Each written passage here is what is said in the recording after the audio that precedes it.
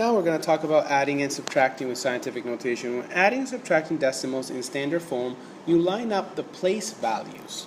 When adding and subtracting in scientific notation, the place value is represented by the exponent.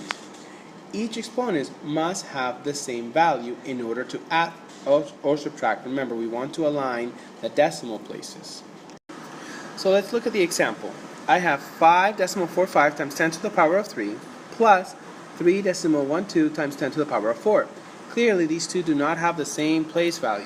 What we need to do then is change one of these two so that they work together.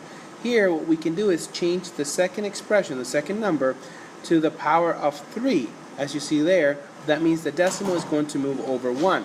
Okay, so now it's 31 times 2 times 10 to the power of 3. Okay, you see that? So now they're both times 10 to the power of 3, and we can keep times 10 to the power of 3. And then, because we're not multiplying, now we have to add 31.2 plus 5.45, and we get 36.65 times 10 to the power of 3. But we know that this is not a scientific expression.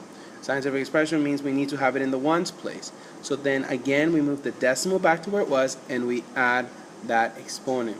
We could have done it the other way as well, where we made this to the power of 4. Oh no, we couldn't have, because then we wouldn't have one number in the ones. Okay, so yeah, this is the best way to do it. So then we move the decimal back, and this is our scientific notation right there. Okay, so make sure that to follow these steps properly and carefully. Okay, let's look at subtracting. Same idea. We change the second number, okay, to a scientific notation. And then we want to make sure that they're both times 10 to the power of 4. So we have to change this one times 10 to the power of 4, which moves the decimal place over by 1. Then we can subtract them because they have the same place value, times 10 to the power of 4. After we subtracted the numbers, we keep that. But now we change this to scientific notation, so we move the decimal over by 1 place, and it's times 10 to the power of 5. If you feel like this is becoming a tough lesson, it's because it is tough. It's a tough lesson, so please rewatch this video if you need to. Pay close attention in class. Okay, let me do D. I'll do D and you do, actually I'll do A and D and you do B and C. A. As you see for A, I'd have 10 to the power of 7 and 10 to the power of 5. I have to do something so that they both are the same.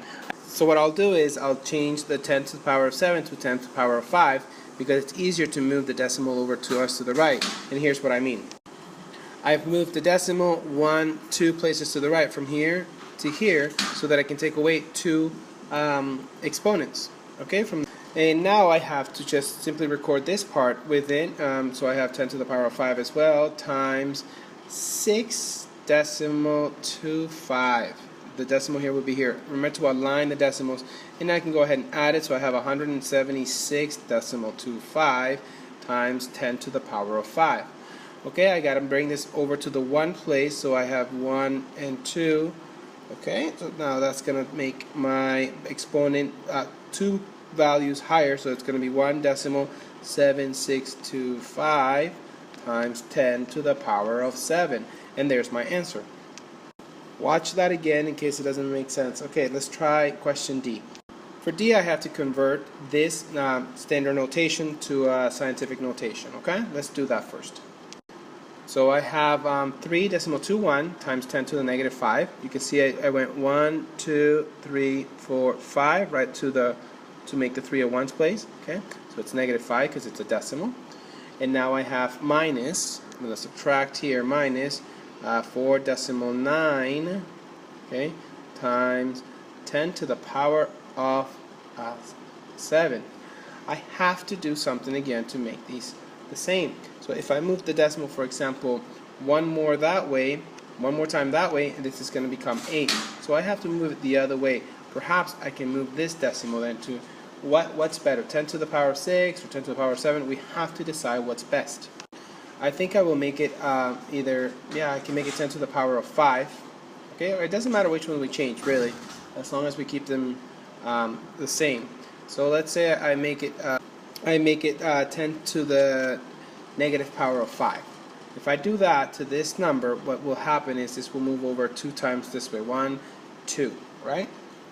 And so now it looks like this. Okay, the decimal moved over twice, so I can just get rid of this stuff here. You don't have to pay attention to that and work with this. And I believe that we are subtracting. Yes, subtraction right there. You can see it. So I subtract. Now I just go ahead and subtract. I can put my zeros there to subtract, and I will get 3.161 times 10 to the negative power times negative exponent of 5. 10 times negative exponent 5. Okay, please try 4B and 4C on your own. As always, leave the guided practice for class so we can do it together. And if you like, you can start by trying some of the questions in the independent practice, but this is not part of the homework. But if you are ready to and you would like to try it, work ahead. I know some of you like to challenge yourself. Here you have it. Okay, we will be checking this in class. See you then.